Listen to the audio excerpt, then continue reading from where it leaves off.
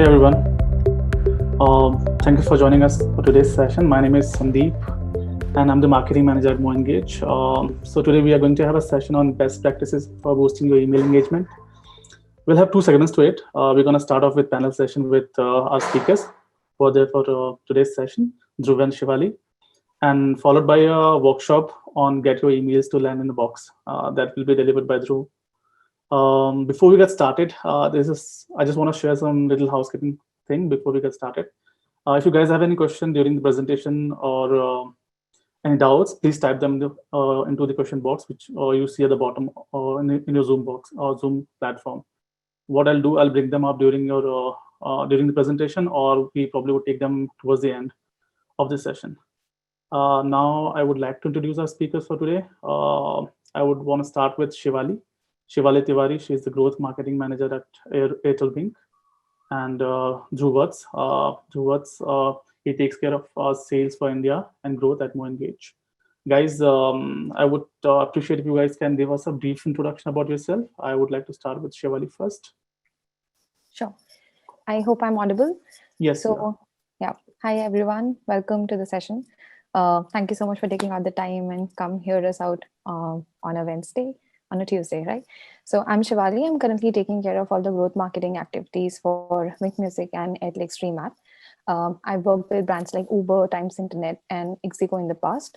What I'm going to cover here is that as a budding marketer, it is only last year that I started email marketing, seriously hands-on email marketing for Airtel Extreme app, and we have taken it to a level where we have seen almost 300x growth in a couple of our conversion metrics. So we'll just quickly touch upon what is it that we should do if you're just starting right now. What is it that you should actually consider? Some key tactics, some couple of the hacks, and why it's literally just a cakewalk if you are really into it. So that's all from me. Over to you, Dhruv. Thank you, Shivali. Thanks, Shivali. And thank you, Sandeep. So guys, I'm Dhruv and I take care of sales for MoEngage for the India region and Middle East. And because I work with a lot of customers, so I also understand the requirements at times when it comes to emails. So I think I'll just share my experience with respect to emails as a channel. And I think few of the insights when it comes to deliverability, delivery, that we'll try and cover in the second session, as Sandeep mentioned. So I'm kind of looking forward to that. And thank you so much for joining, taking our time for this. Over to you, Sandeep. Great, thanks, Dhruv. Thanks, Shivali. So we quickly move to our questionnaires now. We're gonna have a panel session right now. Moving on to our first question. The question is for both of you guys. I want to start with the industry statement. There are a lot of people who have been saying that email is probably going away from the industry, but email continues to be the one of the highest or biggest bank for buck channels for marketers. What do you think about that case? What do you think of that scenario? Over to you, Shivali. Yeah. So to be very honest, Sandeep, I think that stands true for every marketing channel, right? A lot of folks in the past said that SMS will go obsolete by 2005 or 2006, and we are currently in 2020, and they are still one of the very strongest lever that I have on hand, and I'm driving lakhs of installs on a monthly basis. Exactly. So that goes for email as well. Definitely not going out of the market right now, because it really depends on the kind of product you are selling, right? So for example, if I'm selling taps on Amazon, and I do get daily details of everybody who checked out those taps on Amazon, definitely not the TG. I would be sending an email to Ki, hey, now we have launched a new cap or a new filter, etc. Right? But exactly. for instance, if Sandeep, I take you as an example, and I know for a fact that you've been consuming a lot of Hollywood movies, especially on weekends between 11 to 1 a.m. Right on night. Right. So.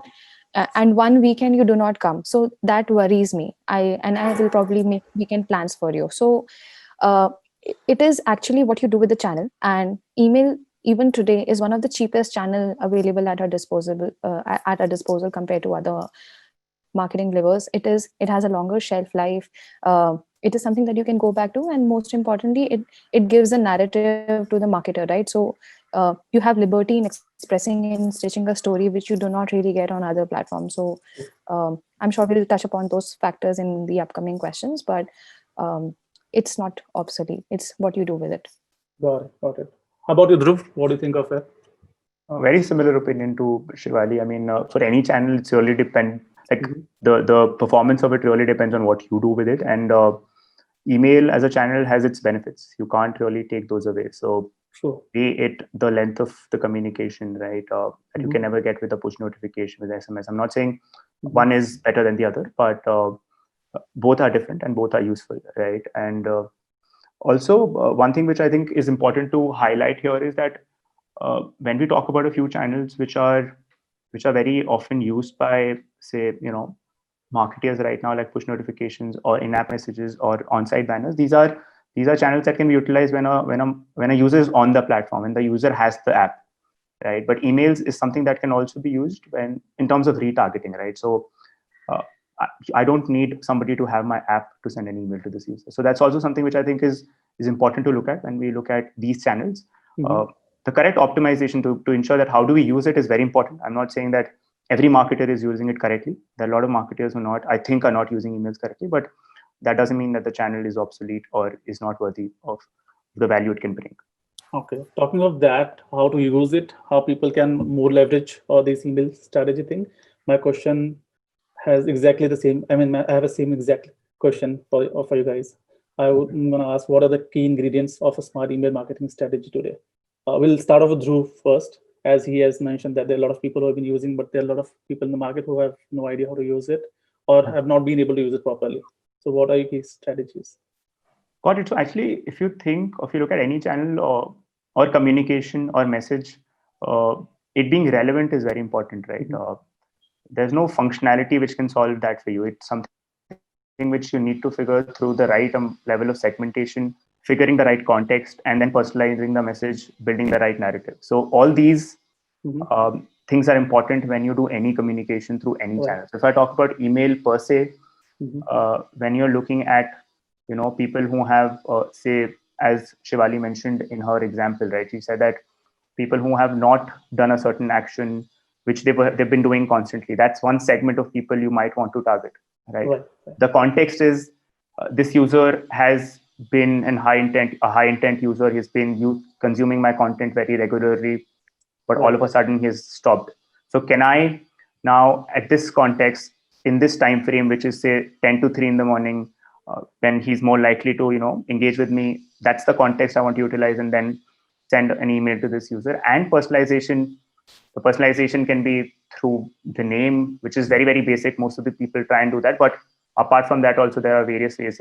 If he has consumed one type of content, if seen one film, can I showcase similar films to this user? If he has bought a pair of shoes, right, can I try and upsell, say, a pair of socks to this user in my next communication? So there are multiple ways of doing it, but I think overall at a broader level, it's important to really not look at a channel, but look at what you're trying to communicate, and does that fit in with this channel and the audience you're trying to target. So that will be my take on that, Sandeep. Got it. How about you, Shivali? Yeah, so very pertinent question, Sandeep. The two things that have come really handy when we started email marketing for Airtel Xtreme was scrubbing. By scrubbing, what I mean is that if your total entire pool of users you're sending is 100, right? And you've sent 5 to 10 batches of emails, and only 40 of those users are opening your emails, and the remaining 60 are not touching upon. So does it make sense to send emailers to those particular users, which means they're simply knocking on the doors that are not opening, right? And it collectively brings down your open rate, it collectively brings down your conversion, your CTRs, it increases your hard bounces, etc. So the two main key things that I've practiced in email marketing, which has worked tremendously well for me so far, it has taken my open rates to 3x what the current industry standard is, and almost 10x from where we started a year ago, is scrubbing the list, constantly scrubbing the list, keeping the people out who are not responding, who are not receptive to your emailers. And second is segmentation. So by segmentation, I mean not just geographical or demographic, but by segmentation, I mean their consumption habits, by what they are doing. If I know for a fact that if I send an email to you on weekends, your affinity to click on them is higher versus weekdays. And I have a similar pool of users who are very active on weekdays, right? People who are watching movies on Friday night versus those who are watching on weekdays during lunchtime. So these segmentations. So during lockdown, what we did for Airtel Xtreme was we realized that our stream time on the app was spiking during between 2 to 3 p.m. because I assume a lot of people were taking lunch breaks, and instead of just how it used to happen True. otherwise in office. They started watching movies, right? So Right. we started sending out emails then ki this is part of your meal today, and we've added as dessert for you if there's a short snackable movie, right? And Right. this short of our emails. And Mhm.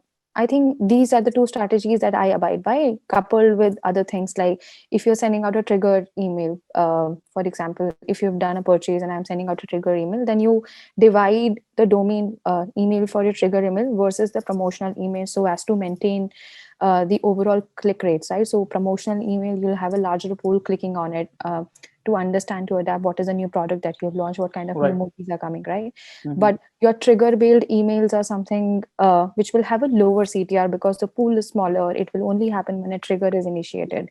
So you want to separate those two. So three things that one should abide by when they are starting email marketing is like keep scrubbing your database, keep segmenting them on their consumption habit, on their behavioral tactics, and third, if you've make it couple of buckets within your email marketing, then you do a lot of separation on the email IDs they are being sent from to maintain the domain reputation. Great. That has been really insightful. Thanks, Shivali. I have a next question for Shivali. Shivali, brand today is like increasingly moving towards a multi-channel marketing strategy, I would say, where email is one of the channels. And can you tell us how marketers should think of email in combination with other channels? How should they leverage it, and where do you dial down on those stuff? Yeah, I think this literally stems from my previous question, right? Mhm. Every time you start an email marketing campaign, you have to think about what is your customer all about. So uh, if you are a pan India brand, you know the customer behavior will be very different in tier 1 cities versus how it will be in tier 2 and 3 cities, right? But that Right. doesn't mean that there are certain people, there's a certain target base that doesn't reside there. Mhm. During lockdown, a lot of us have moved back to our hometown, and we are tier 1 users. We are very receptive towards brands like Swiggy, Zomato, Wing, Spotify, etc., right? Okay.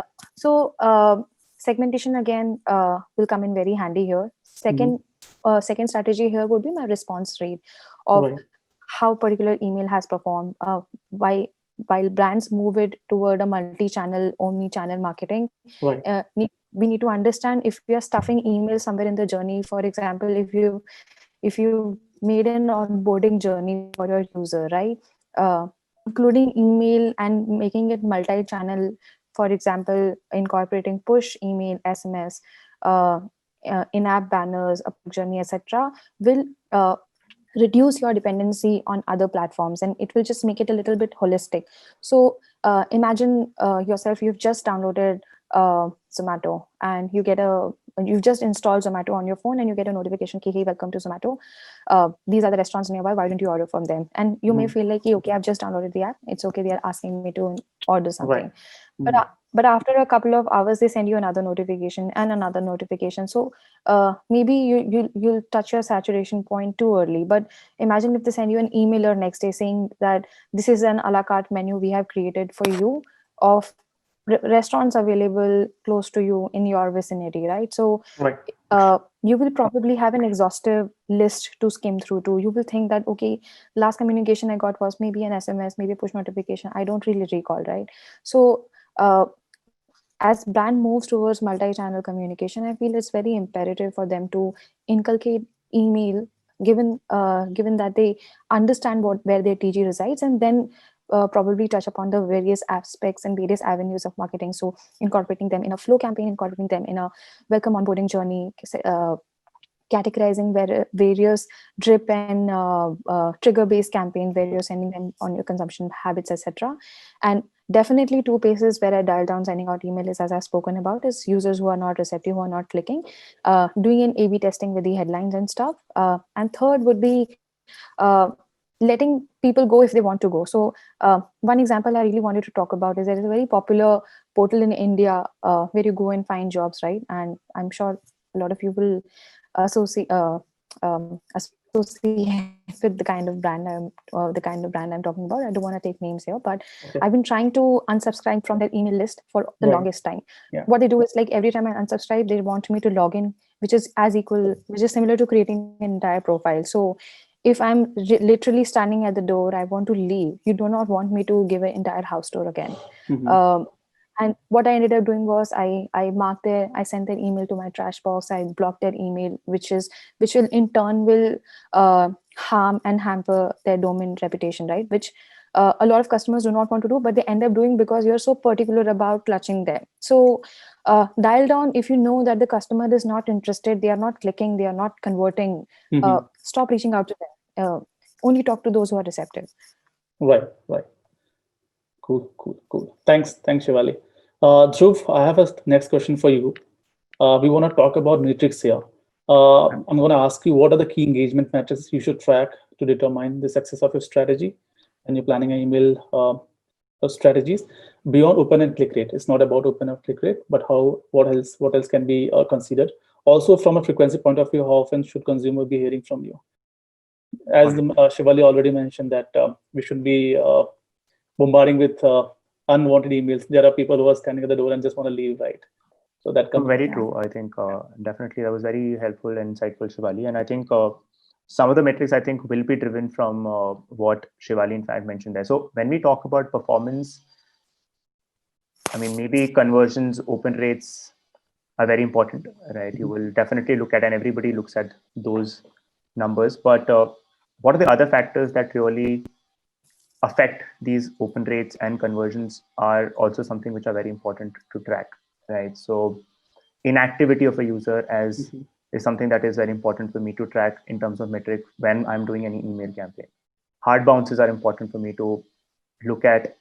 I should clean up my email list as soon as possible when I know that this user is this email ID or my emails are not reaching this email ID, or when I know this user is unsubscribed, right?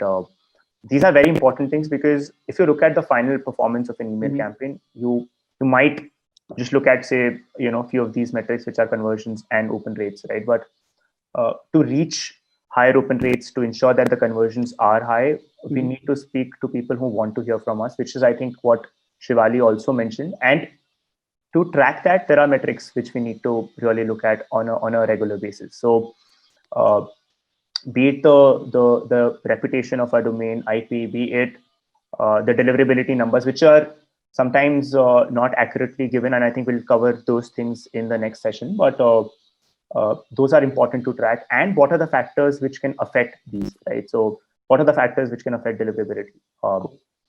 How do I ensure that, the people who don't want to be reached out on emails, how do I keep on removing them?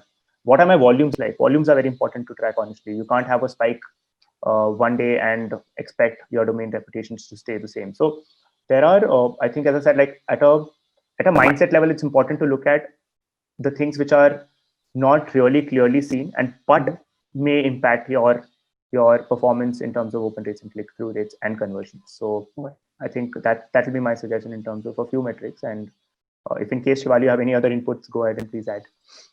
No, absolutely. I think you've covered all of them, but I always go back and check the number of people who unsubscribe from an email every time I send it.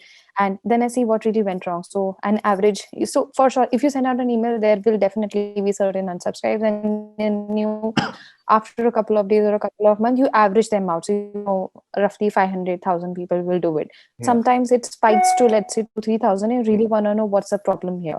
And that will probably tell you if your headline was wrong, if the content was wrong, if you did the segmentation wrong. So one time we realized that a lot of uninstall happened because we sent a Hindi content to the southern region. It purely happened out of mistake, but that shouldn't have happened. A lot of users felt that this wasn't right for them. So you do want to keep going back and checking all of these metrics. Other than what you've mentioned, unsubscribe percentage is really critical for me. Got it. Thanks. Shivali, one of the keys way to drive engagement is segmentation, which we have talked earlier also. What do you think are the segmentation strategies that brands should be deploying from now? As in, people should start thinking about it. And I would say not just thinking, but they start deploying it. What are those strategies? Yeah. So if you do not understand your customer, if you're starting out new, starting out afresh, the most basic level of segmentation would be by users who are very active, right? So okay, let's go back, take a step back, and then maybe the most active segmentation here would be people who are opening emails versus who are not opening your emails. So that makes your one batch. So out of, if you sent out an email to 10 people, 6 of them open, 4 of them did not open. You leave the 4 of them. Next time you send an email to only those 6 people, right? Right. What will it result into? Higher open rate, higher conversion rate, etc. Then of those 6 people, you understand what is it that these 6 people are doing. So there were a couple of call to actions in the emailer. I wanted them to watch this movie. I wanted them to watch this. So what is it that they clicked on? Then I see, okay, 3 people watched a movie, one person watched a show, and 2 of them did nothing. Okay, then I will segment those who open my email but take no action, and then I create a pool of those 2 people, and then I keep juggling with all the products and all the offerings that I have to offer them. And I try to see what is it that really interests them. If they still haven't unsubscribed from my email, there's something that they're looking out for, but I haven't been able to offer it to them. For those who have been watching movies, I constantly send them movie recommendations. I make their plans for them. So for movie watchers, we literally made plans during lockdown. Ki, hey, here, this is what you can watch on weekends, and this is a long weekend, your weekend binge watch list, right? And then those who are watching on shows, so similarly like that. Once you've done with this second level of segmentation, then probably you go into like how active they are on the platform. uh, uh, have they downloaded any movie? Then you make them recommendation on that. So segmentation basis, if you do not understand your audience, then you do it on their behavioral tactics. What they are most responsive towards, what are their active timings, etc. Then maybe you do, if your product is something that divides, that requires a bifurcation on their gender, on their age group, then you do that. Then maybe the locations, because they come in handy when you're referring a content piece. It may not be relevant for other products, but location are critical to brands like us. And then I think it primarily narrows down to their consumption habits. If you want to sell a subscription, so you want to see person who is really really engaged on the app, I would probably want to sell a subscription to him versus the one who has recently come, because he doesn't understand the product. There's no point sending out an email to him saying that subscribe now, right? Right. A person who is really active, who understood that, knows how to maneuver, I will tell him ki, hey, I see you really enjoy our content, why don't you subscribe and get a premium access? So yeah. Got it. Do you have anything to add to it, or? No, I think Shivali has covered most of the aspects. Very driven by the product, honestly. Segmentation. It will be very different for a platform which is a content platform versus say, an e-commerce platform. So, but yeah, I mean, I think mostly all the pieces were covered in terms of demographic, in terms of behavior, in terms of location-based segmentation that's possible. It needs to be, as I said, like it needs to be driven by the product and not by just the fact that we can create segments, right? It needs to be driven from that. So I think primarily most of the things were definitely covered by Shivali there. Got it. Guys, what are some of the effective ways in which you have seen brand leverage personalization, and that goes beyond just not name or location personalization, but which brands you have seen brand doing it, leveraging personalization? Yeah, starting with Shivali. Yeah, so one brand literally at the top of my mind would be Pinterest. Started using Pinterest a couple of years ago, and then subscribed to their email. And then what I really love about them is that every week they send me a recommendation basis what I've served onto the website, right? And it literally is a collective dump of if I've pinned something, and if I've clicked onto something, I've spent some time on a particular page, and then the further recommendation are stemmed from the previous one and in the same vicinity. For example, if I'm looking at coffee mugs, right? The next recommendation there would be pottery, or like plates, or something related to home decor. So but I know, while this is not an Indian brand, but nothing has touched upon the nuances of email marketing the way Pinterest does it for me, because their emails are really really personalized. They know when to expand, when to go really exhaustive. If I'm not really active on Pinterest, sometimes they say, hey Shivali, somebody pinned your pin, right? And it piques my interest. What is it? Has somebody visited my profile? What it is that I pin? I go back to my pins and etc. So really like what they do. Second to that, in India, here would be Swiggy.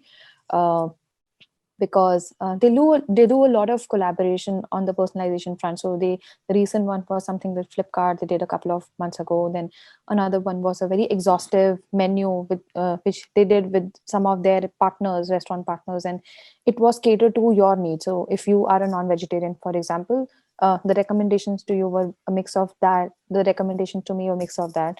I'm not including Spotify Wrap because it's more of a web page and not an email marketing campaign. But think of it as a Spotify Wrap, but done by a food brand on your email. Cool. Cool. I also wanted to check my final question to you guys. Can you name a brand which you think has done a terrific job at email marketing, and why? I'd like for Dhruv to go first on this. Sure, I've been sure. speaking for a while now.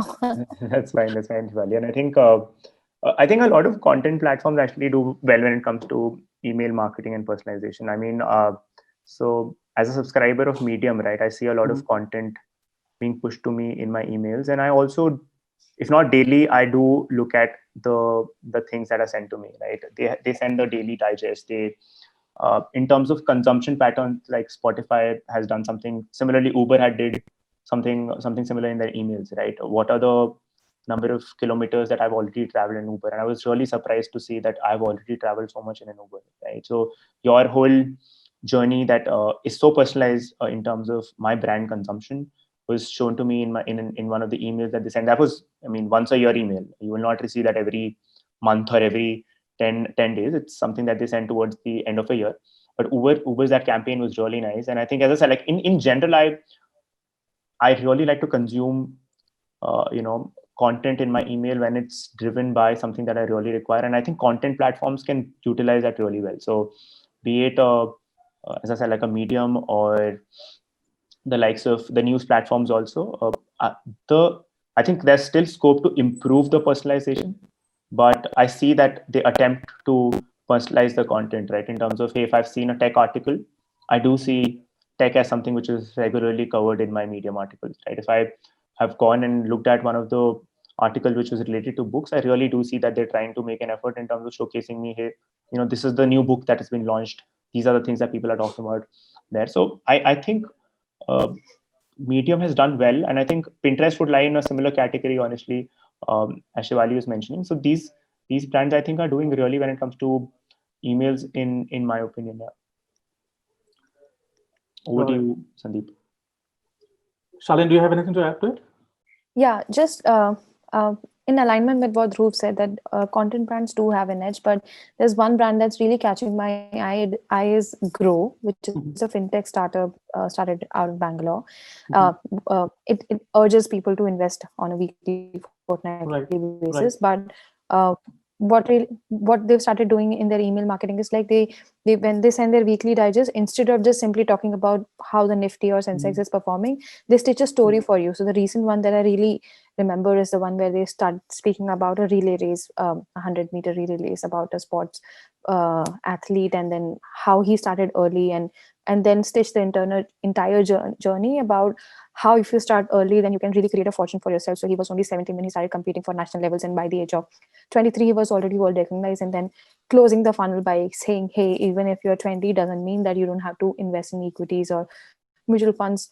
They really are your cup of tea. So the earlier you start, the better your chances of creating a fortune, even when you are in your mid 30s, etc. Right? So while content brands do have a leverage for sure, but it really is in the hands of the marketer to connect the dots in whichever industry that you are. Right. Agree. Cool. Yeah, actually said, Shivali. I think it's easier for content platforms to really use emails, but really depends on, I think, the marketers. Correct. Cool. So guys, I have a couple of questions from audience. I'm going to take them one by one. I have got a question from Subhashini. Her question is, how is uptake of email with respect to small businesses in India? Do you have any data on the same? General belief is that small business owner like retailers, etc., may not even open emails. So yeah, that's a nice question. Yeah. Who want to answer from both of you? Yeah, I'll take it. So Subhashini, Sure. bang on to that question, right? So again, we'll probably go back to our first insight. Do you really is email really catering to your audience, right? If there are really small retailers, so I know I hail from a small town, and there are a couple of retailers. When I think of them, is email the right channel for them? No, because I've heard them saying that, can you take a screenshot of the emailer and send it to me on WhatsApp? So maybe instead of if you're thinking of going into marketing automation, start off with channels in understanding where they are receptive. Literally, if it's small town, and like I spoke about that fintech startup, right? There could be a possibility that that startup was born out of I don't know, some small town in Bihar and not in Bangalore. But the people who are sitting on the desk and who are the ones who want to buy your product are receptive towards those kind of channels, right? So you first want to understand if your TG really resides in that pool or not. Otherwise, any channel is as good as email. Great. I hope that answers Subhashini's question. There's another one question. Another question.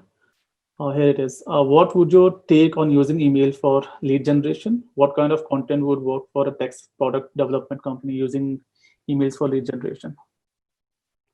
Dhruv, you want to take this?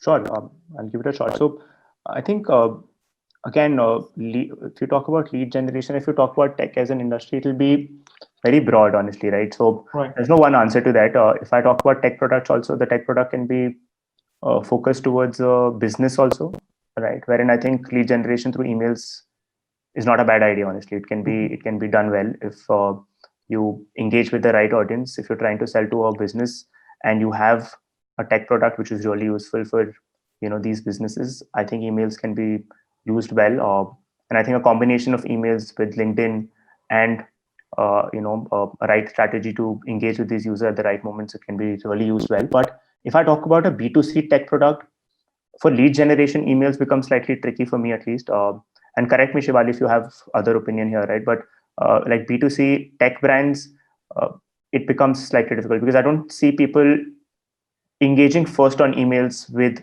tech products. I see them, get a better understanding of these products, say on other platforms, websites, on social media platforms, get a hang of these things, hear about these products in the news, and then once you have a lead, then maybe stitching a story around these offerings, these products become simpler through emails. But lead gen for a B2C company for a tech offering, uh, I think is a slightly tricky business for me. So that's my take on how emails can be used for lead generation for tech as an industry.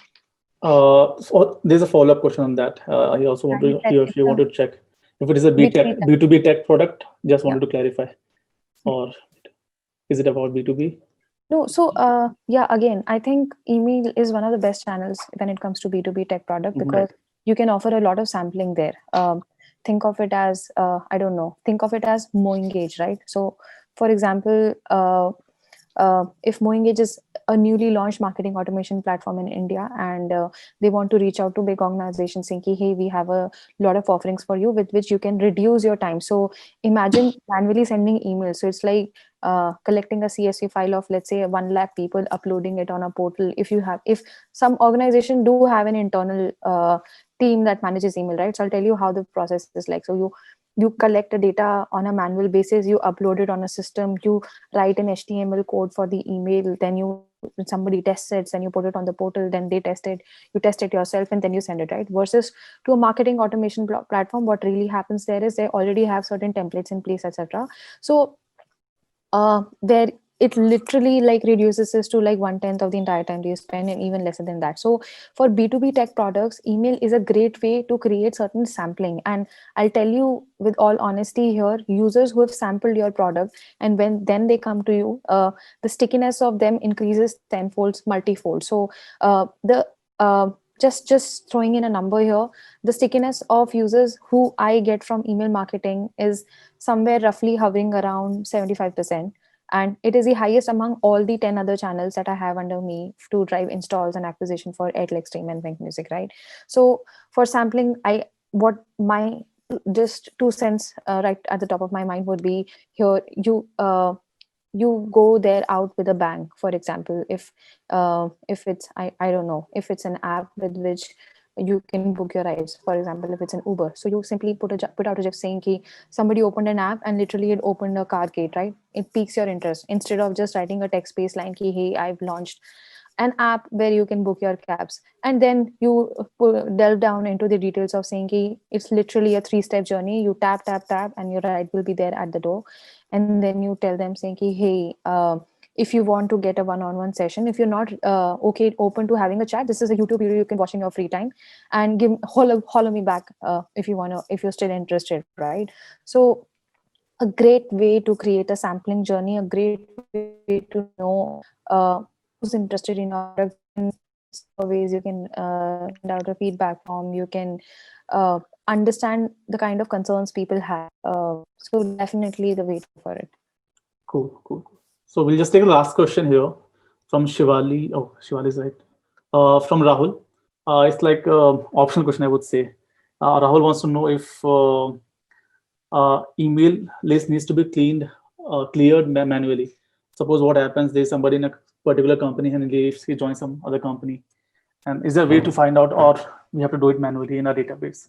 So he basically wanted to know about a tool. If there's any tool which can help him, rather than doing it manually, if there's any tool. Yeah, please go ahead. There's not a tool per se. Yeah, there's not a tool per se. What you do is you can run a cleaning exercise from every now and then on an app. So let's say every 6 months, you do a quick saying ki, hey, I'm running an offer. Please send out your email on this. Please correct your email or whatever, and to claim this, right? What you're giving away is like a free movie pass, etc. or something, but you're collecting the correct email addresses. If A moves from organization A to organization B, there's no other way for you to know it unless A comes manually and changes their email, which is not the ideal case for users. For us consumers, we do not go and change our emails on the app, and we only do it where it's our interest space and not your interest space, right? So what we do here is like we run a lot of cleaning exercise every now and then to keep checking their details.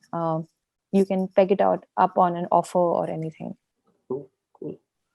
Also, I think just to add to what Shivali said, so definitely there are mechanisms to do this, and there are teams which help you do that. So say if you talk about MoEngage, there are teams which will help you in terms of removal of, say, users who are email IDs where you're getting a lot of hard bounces, emails, which have been, say, for 1 year, they've been inactive now. So these things can be so exactly. So there's no one tool as such, but there are teams which can help you do that. So that's how it's usually approached. There are ways where you can flag these, where I think Shivali mentioned a good tactic, right? You give them an incentive to themselves highlight or change, right? The second, in terms of a tool or a platform helping you do that, there are consultants, there are teams which help you do that within organizations. Say, for example, MoEngage, there's a team which is working on email, so they'll help you do that. So that's how it usually works in cleaning of the lists, the email subscribers. Got it. Thanks, Dhruv. Thanks, Shivali. So guys, we're going to move to our next session now, where Dhruv will take us through the presentation on how can you make sure that your emails are landing in your prospects or customer inbox rightly. And Shivali, up to you. You want to stick around? You can go through our, you can check out our stuff, which Dhruv is going to present. And thank you so much for joining us. We have had a great insights from you. I'm sure people would have learned a lot. Guys, if you have any question, you can always write back to us at hello@MoEngage if you have any doubts on anything, be it email deliverability, personalization, or retention, any stuff. Do get back to us on those questions. Thank you so much, Shivali, and I hope if you stick around, that'll be nice. Or else, I'm sure you have a prior commitment as well. Meeting to rush to. Cool. Thank you so much. Great catching Thanks for joining us. Thank you, Shivali. Bye. That was very insightful. Thank you so much. Thank you. Dhruv, over to you. You can go ahead with the presentation, sharing the screen. Sure, Sandeep. Let me just allow me some time to set it up, share my screen. Cool. Let me know when you can. I can see your screen now. You can? I can. I think everybody could.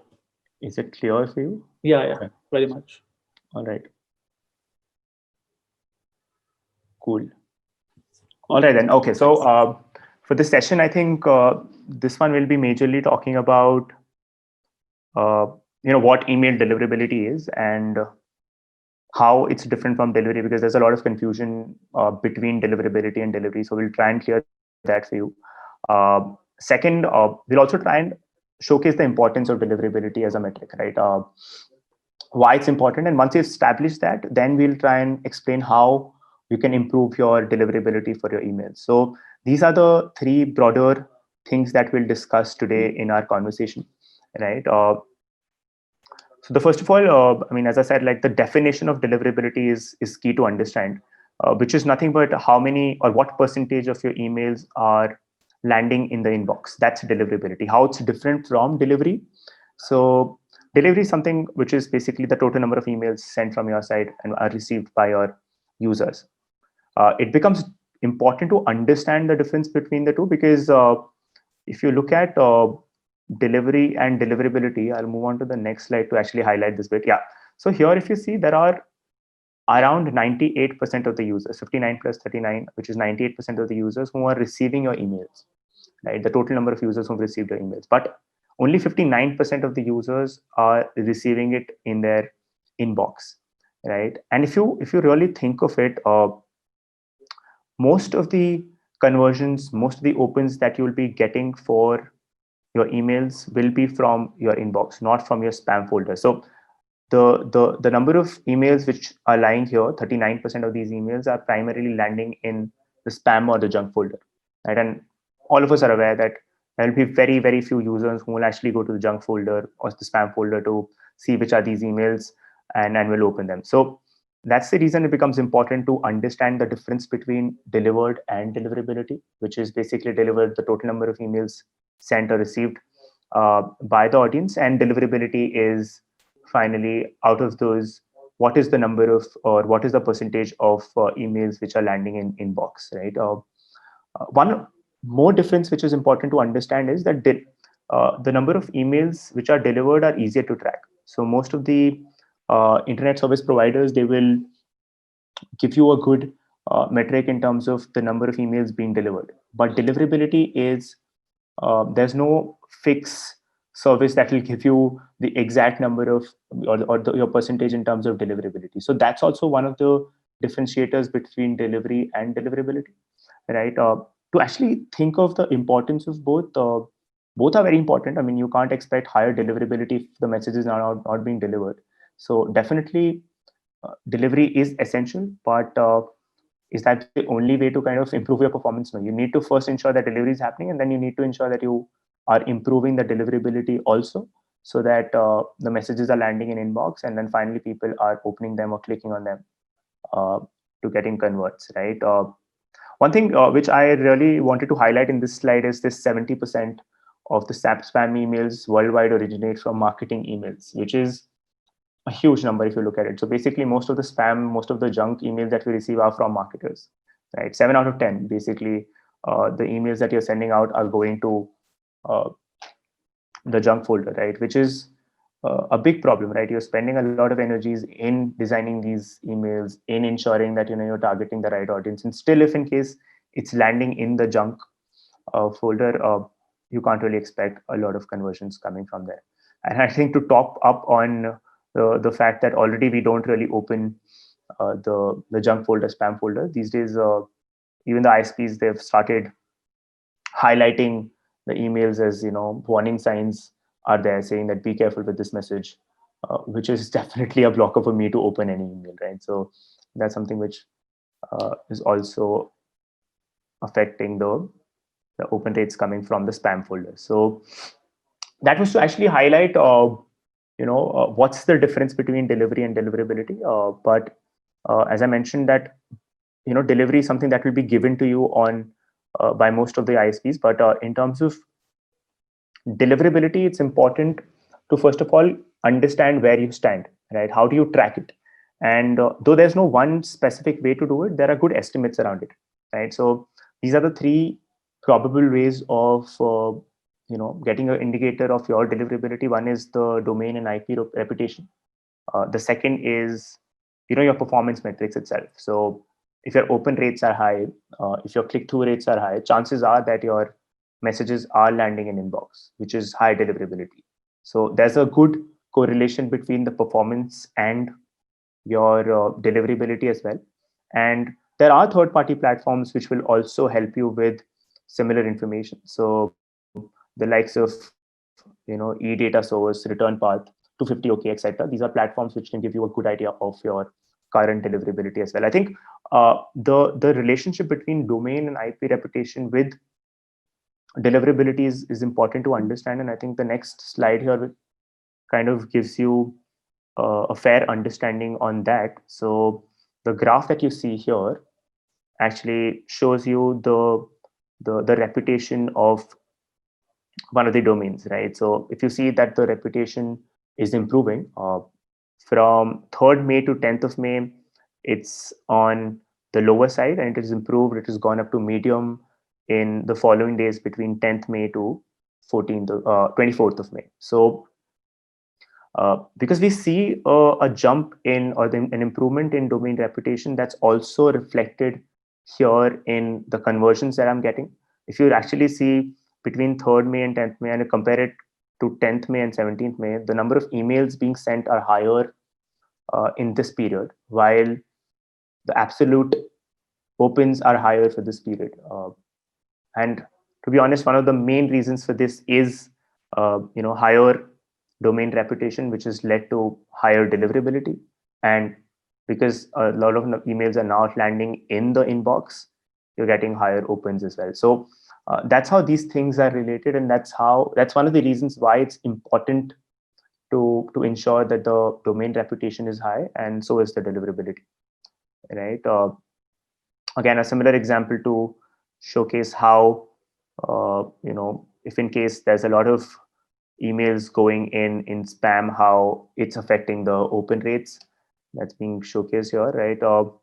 So these were a few things that I wanted to cover to kind of highlight why deliverability is important. The example must have given an idea of if in case the deliverability is high, if the messages are landing in inbox, chances are that they're being opened, and if they're opened, the chances are that they're being finally you're getting conversions from them. So that's the core of why it's important. And now I think we'll try and cover how do you ensure there's high deliverability? How do you ensure that your messages land in inbox? So there are multiple ways of doing that, which we'll try and cover in this session. The first one here is sender authentication. So sender authentication, if I have to define, is actually nothing but a way of ensuring that you are who you're saying you are. So if you're a brand, say XYZ, and you're sending emails, it's a way of authenticating that you're actually XYZ. There are ways to do that. There's sender policy framework, there's domain keys identified email. These are multiple mechanisms to give that authentication, but that's something which ISPs look at. They want to ensure that you are actually the brand you say you are, and it's important to have that authentication before you start sending out emails, because if in case that's not there, the ISPs will flag this as spam or a junk email, which is not what we want, right? So that's something which is important. Clean user collection method. I think this is something that Shivali also touched upon. So it's very important to get email IDs, but it's equally important to also ensure that you're getting relevant email IDs, right? Because if you're trying to target people who don't really require the information that you're trying to send, there'll be no opens, there'll be no conversions, first of all, and also the chances are that the inactivity will be high and the deliverability will be low. So it's important that you utilize the right ways, right methods to collect the email addresses. I mean, to give you an example, when you say in your store, or when you ask for email IDs on your website, it's important. I mean, you can highlight why do you need these, right? You want to send newsletters, you want to send daily digests, right? You want to send offers, call it out, right? So that people who really are interested in those things would actually opt for that thing and will give you the email addresses, right? If you really want to just get a lot of email IDs, there are ways to do that, but what you've seen is it's not the most optimum way to do it. You can get IDs from different brands, you can get IDs from third-party players. You can just get a list of people, you can start reaching out to. But what we've seen is that's not the best practice. People, you get a list of users who are in, say, an age group of 50 to 80, and you start sending them basic routine emails. Really not the best way to approach it. So having third-party lists or data from third parties is not the best way to get a lot of email IDs. And from what we've seen, they haven't really eventually worked for these brands. So avoid that. I think we have highlighted these don'ts here itself, right? Purchase list or sell users information to the other brand. That's something that you shouldn't do. You should not deceive users, right? Eventually, you might get an email address by deceiving a user, but you can't get a conversion by deceiving a user. So that's something which is important. You can't say that, okay, I'll be sending you offers, and then you start sending them your information regarding the brand. That's something that you would not want to do through your email. So that's not the best practice. I mean, activity tracking is important. So if there are users who are, you think are not active, it's really important to understand the reason for the inactivity, right? You can't just keep on sending emails to these users who are inactive. Most likely they will unsubscribe, or because the inactivity of these users will be high, the deliverability can also drop. So these are a few don'ts in terms of getting or acquiring users for your email campaigns. In terms of compliances, these days I think this is becoming even more important. So for different geographies, there are different compliances. For Canada, there's the Canada's anti-spam legislation. For Europe, definitely there's GDPR. So there are multiple compliances, and I think these compliances are becoming even more stringent now. So you need to understand, if in case you are trying to target people in a specific geography, what are the compliances around emails in those geographies, because it's not really only limited to low deliverability, which will be a case if in case you're not following the legal compliances, but also I mean, if you're not following compliances, that can lead to hefty fines and penalties, which is something which we would definitely want to avoid. So that's something which is important to look at when you're looking at creating your email campaigns and strategies. I think, again, Shivari and me both covered this aspect, and I think is very, very important, which is segmentation for your email campaigns. You would want to, I mean, there's no one email message that will be relevant for everybody out there. So if you're trying to target people who, if you're trying to send recommendations to people of products that they are more likely to buy, maybe you would want to look at their past behavior. You will create a segment of people who have viewed a film on your platform, people who have viewed a product on your platform, and then maybe send similar items to this user, right? On the other hand, if you're sending, say, a newsletter, it'll be a broader audience. So it's important to understand what the messaging is and who you're trying to target, right? And there should be a synergy between the two, right? There should be you should ensure that the message is reaching out to the people that you're trying to target. So in fact, if I move on to the dashboard here, which is the MoEngage dashboard, I can give you an example of how this can be executed, how this can be done for a few of the use cases, right? So while I was saying that it's important to create a segment, it's as simple as just defining who you're trying to target on the basis of their properties and their behavior. So if I have to target somebody who's coming from, say, a certain cities, or people who are coming from a certain countries, you can define those things here. You can use the user behavior as something which you can utilize to create segments. So if one of the examples that I mentioned, right, you want to send recommendations on emails, you want to send similar items on emails to your user, you can just say that people who have opened the app at least 10 times in last 30 days. In that case, the intent is really high, right? You add another filter here saying that, okay, people who have opened the platform at least 10 times in last 30 days, but have also viewed a product, right? They have viewed a product, and I can also add attributes here, right? So maybe they have opened or they have viewed the product 5 times in last 30 days, where the category is shirts, right? You can just type it down. That shirt is the category that I want people who've looked at shirt as a category at least 5 times in last 30 days and who've opened my platform 10 times in last 30 days. Now it makes sense. You're basically creating a segment of people who are high intent users for this category, which is shirt. And now you send out a message saying that, there are 4 more shirts similar to what you've looked at. Or if in case this is for, say, a content platform, somebody has viewed, somebody has looked at or, consumed news related to politics. So these are the new breaking news, or these are the new articles related to politics that we have recently, that are there on our platform. So those are a few ways of creating segments and then ensuring that the message is relevant for this segment, right? I mean, as I started this whole point, I said that there can't be one message which is relevant for everybody. So you need to get into the nitty-gritties of the campaign segment and then accordingly engage with them. Definitely, I mean, as I highlighted on the dashboard, that you can create segments manually.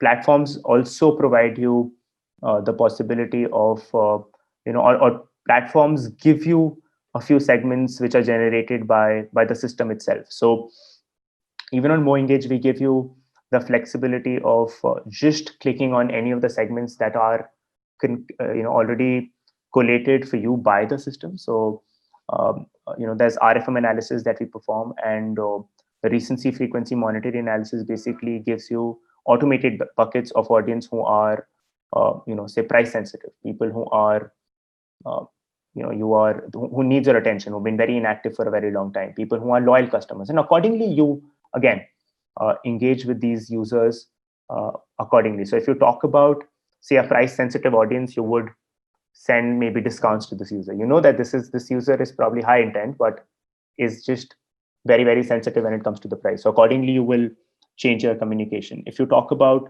say, your user who is a loyal customer, maybe you would ask or nudge them to share your articles, share this information with your friends. So all these things can be, again, the messaging can be made more contextual according to the segment, and the segment one can be created manually, as I had showcased earlier, but you can also look at system generated segments which can just be actioned on by a click, right? You can just save this segment, hibernating segment, and maybe accordingly engage with these users. So that's something which is possible. This is something which is very crucial, and I think when Shivali was mentioning about scrubbing, this is something which she was also referring to. So it's important to understand, the inactivity of a user.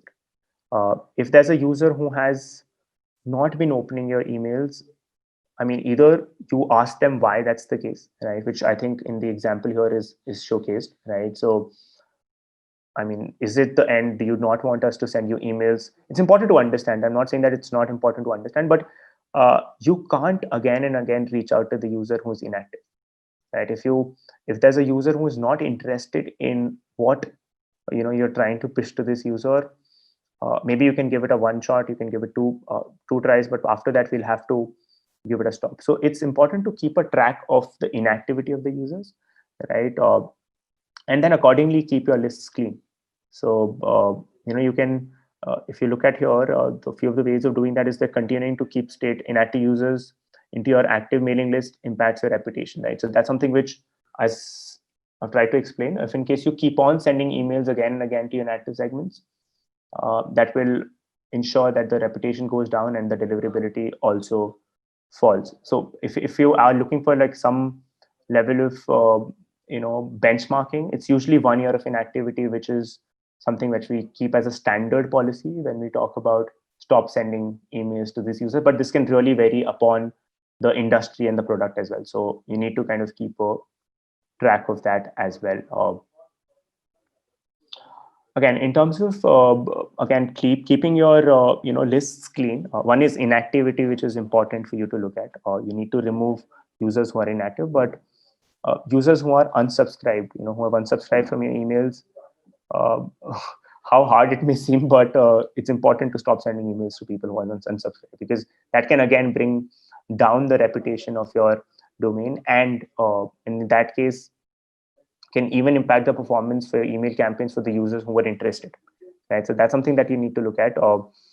You also need to look at the spam counts, the hard bounces, right? So hard bounces are basically the emails where the email is not reaching. It's basically mostly an invalid email address, right? Maybe it was a functional email address, but is not functional in this current timeline. But that's how you define a hard bounce for an email, right? So if in case that's happening, you need to ensure that you stop reaching out to these people or these email addresses where there are hard bounces or spam complaints. So a lot of ISPs give an option to users to just mark it as spam, and in that case they also share that information with marketers. So that's something that you can look at if in case you know that this is a user who has marked your email as spam. So in that case you should stop engaging with that user through emails, right? Or at least try and change the communication when it comes to spam. In case of unsubscriptions,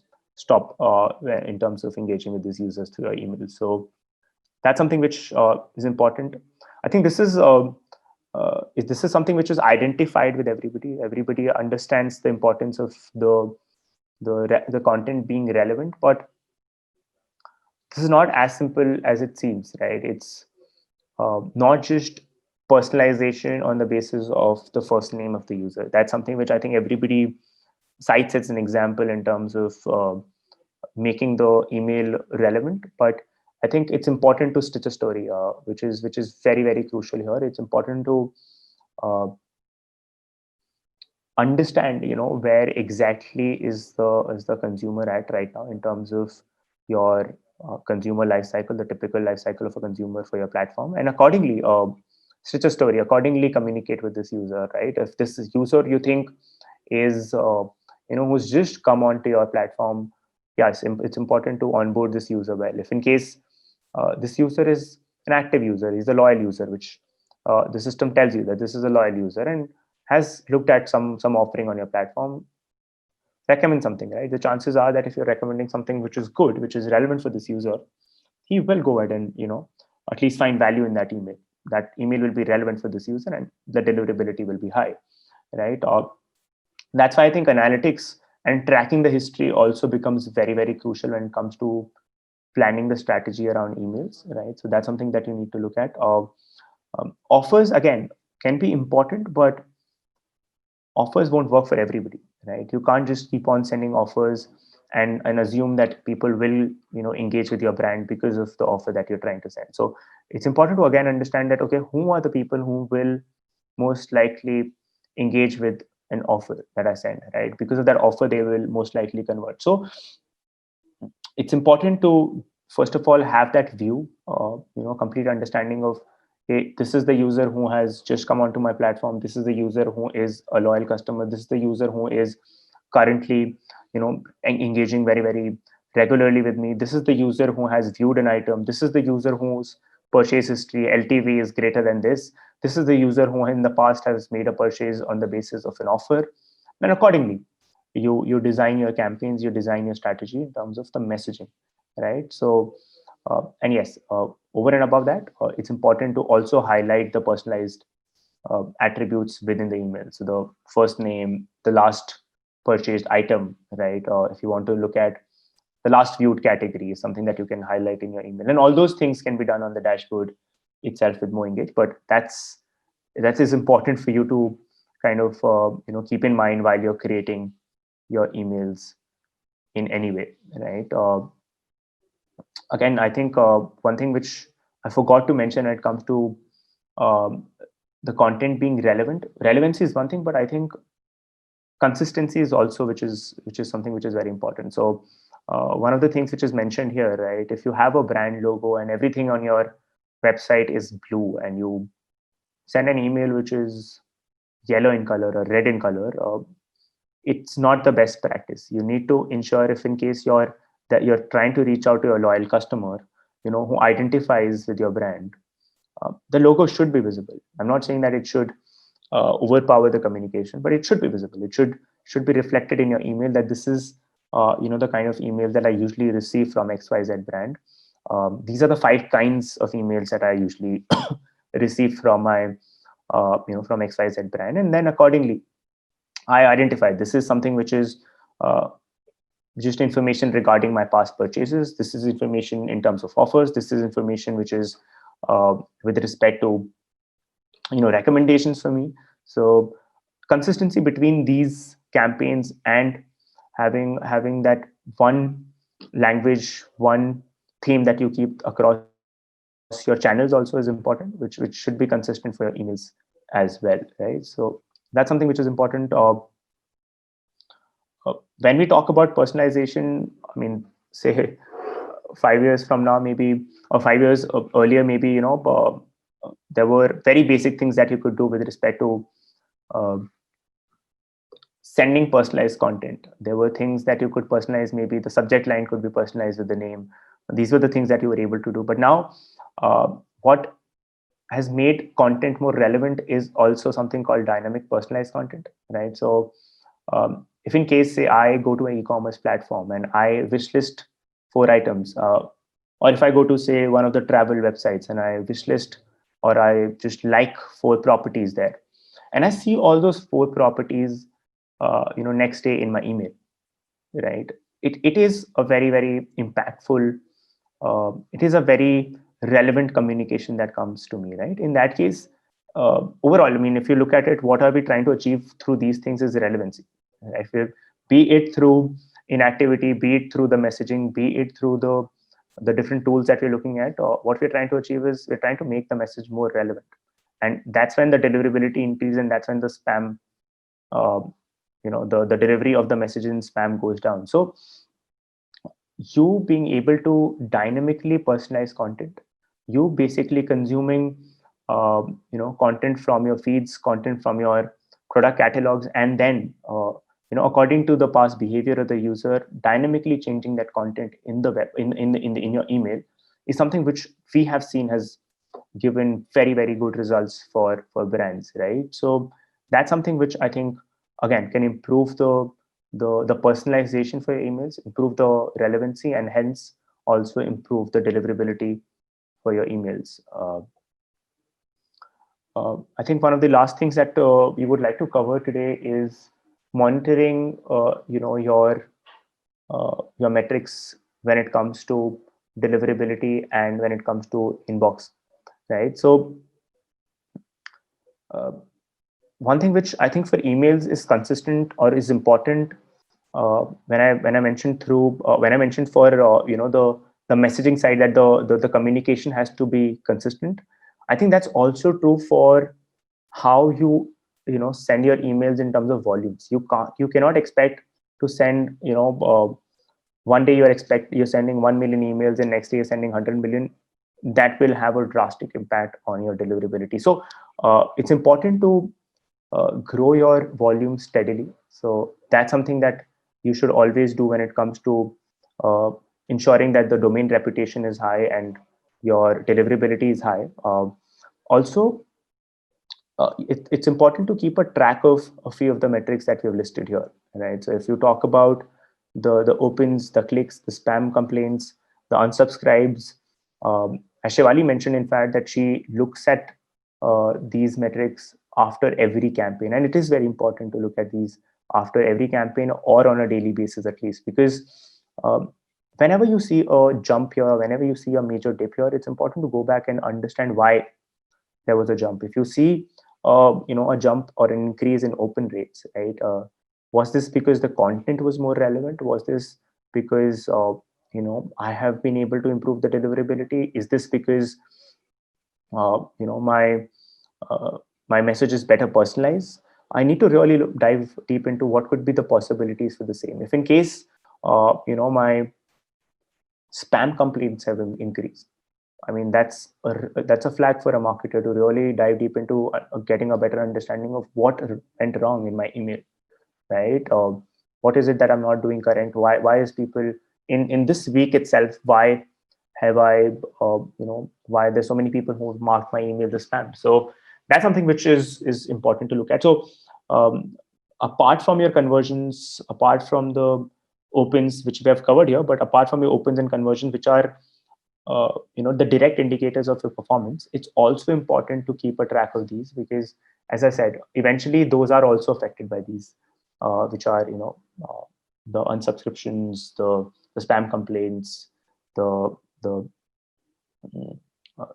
the block lists, and etc. The other metrics that we need to keep a track of, right? So these are a few things which I think we wanted to cover in terms of the ways how you can improve the deliverability. In fact, this is one of the examples of how if in case the volume trend goes up drastically, how it can impact the deliverability, right? Similar example here, if in case you see a major increase in domain reputation, and if in case you increase the volumes drastically, that can impact the domain reputation and deliverability. So a quick recap of what we have covered here. We try to explain the importance of deliverability first, what it means, how it's different from delivery, right, and how it's directly correlated to the opens and conversions, one of the primary reasons why it's so important, right? And then we talked about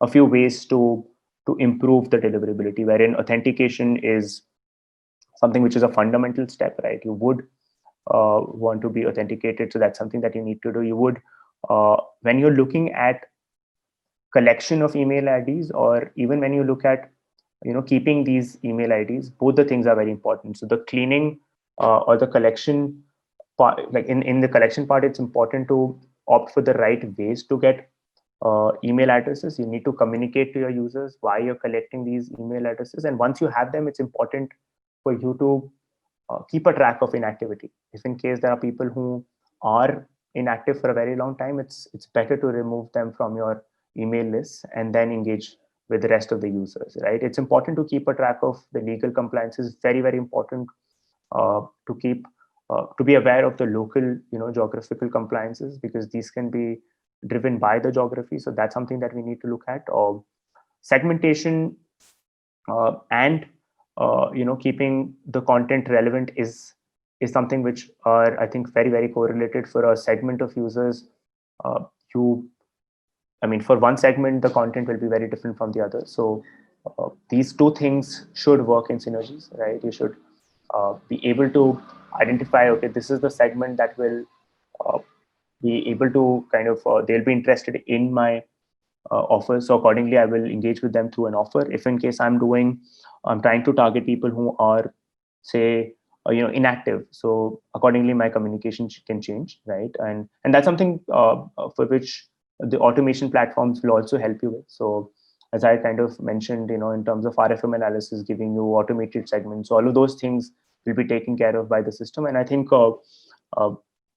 monitoring and the removal of bad actors is something which also again work in tandem. So keeping a good track of or a regular track of why these dips are happening, and if in case is it any way to do with the communication? Is it because how I'm approaching my strategy? Is it because the segmentation is incorrect? So all these things will come under monitoring. And also there are ways to automatically remove bad actors.